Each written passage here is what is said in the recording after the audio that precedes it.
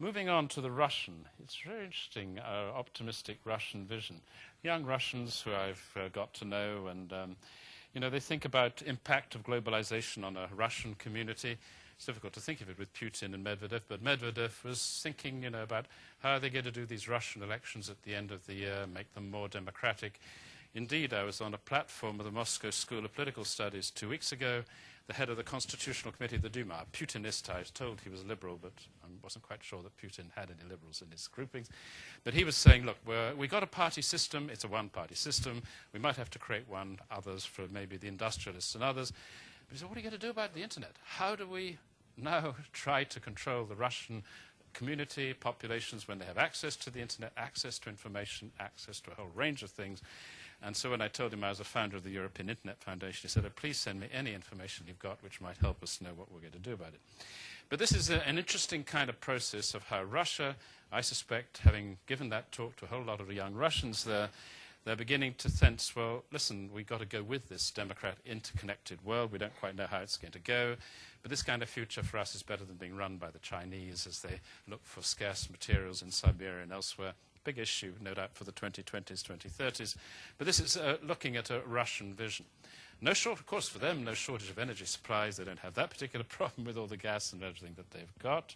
But they think that technology will be able to get a more efficient use of traditional sources. I think that's really important. And this is an interesting one, of a drift to soft and smart power, where you're not, as far as they, with the START treaties and stuff like that, they don't know how fast China, Pakistan, India can be brought into the new system of arms control. But if you're thinking about smart power, soft power, that is a different type of world which we're living in. So, if I want to bring these kind of things together of three major indicators, it is the rise of the multipolar power shift from west to east, unremitting population growth. You remember those graphs starting from zero when Jesus Christ was born, and then you get to about the 19th century, then it suddenly starts going vertically. That's where we're still going vertically, moving up to about 9 billion by the end of the century. Huge change and resource scarcity in its wake. But the third one I do like because it's empowerment of individuals through technology and information. Therefore, it empowers all of us to be able to campaign on things that we want to be able to get our views about, and those who can campaign the best will be the most successful, including Oxfordshire Business First, no doubt. So what are the implications for UK business in Oxfordshire? Well, I've chosen three: environment and energy security, demography and ageing, digital economy, and innovation. Environment and energy security, try to keep these things as simple as possible. So what you will see is one page setting out the details, and then next page will ask some questions, which I think should feed the debate and see the kinds of issues that you want to deal with in the organization. So we have huge pressures to address major challenges, including climate change, growing dependence on energy imports, increasing strain on energy resources, need to ensure access for all consumers to affordable and secure energy. In specific terms, I think it's really difficult to see how you can have sufficient energy without nuclear power in the options.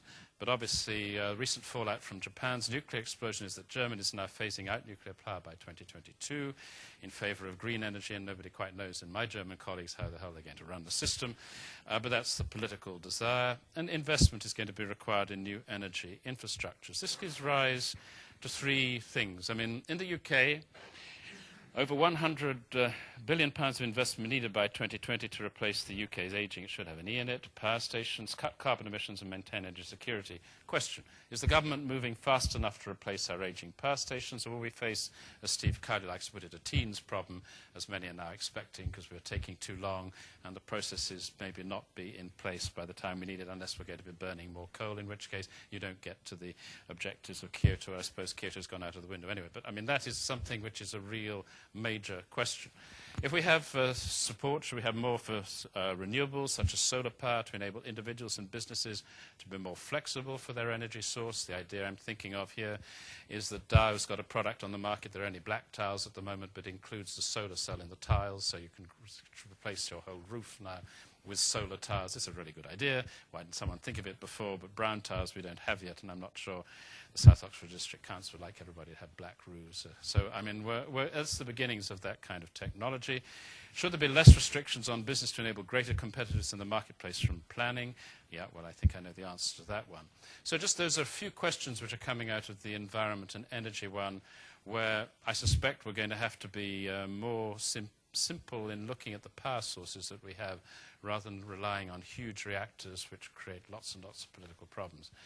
On demography and aging, about a couple of months ago, the European Commission presented its third demography report, concluding that the most visible development was the share of population aged 80 and above in Europe will rise from 4 to 12% by 2060.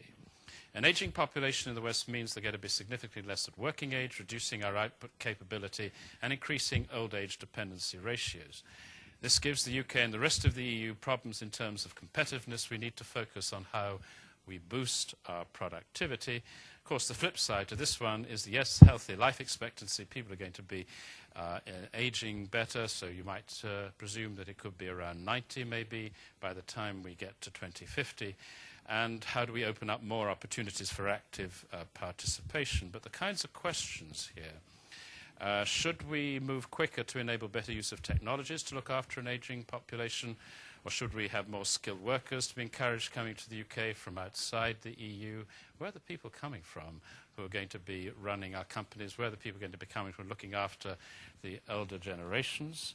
Are we going to be happy that we have the link of the state pension age to life expectancy? That, to me, is a done deal, because you can't go on having life expectancy to 90 and still keep your pension at 65. The only question is how you do it and in what longer time span that you do. And then, should there be greater flexibility in the recruitment of skilled people above the pension age to work in local businesses? Are we doing enough to provide the skills for our workforce to be competitive in the global economy? Well, I think I know the answer to that one. But, I mean, it's a genuinely valid question of whether we have the right kind of educational system, because when you look at other countries across the globe, like Singapore, they don't hold back from really making sure people are properly educated. They've got the highest level of PhDs in their cabinet than anywhere else in the globe. Then you come to a subject which there's a particular one for myself, that on the recent digital agenda scoreboard of the Commission that was published earlier this month, the UK scores higher than EU average on broadband indicators, but it compares with France, which is one of the few countries which has 100% fixed broadband penetration. While European comparisons may not be so bad, if you look at international comparisons for our country, then we're lagging behind. Whereas, there's recent figures, only 1% of UK households currently have access to fast broadband. Singapore has 99% penetrations and speed of 100 Mbps. Also, a study published last year by the BCG, Boston Consulting Group, shows how Brazil, Russia, India, China, and Indonesia are rapidly becoming the Internet's new billion, with a predicted annual growth rate of Internet users between 9 to 20% between now and 2015. They'll have more than 1 billion Internet users by 2015.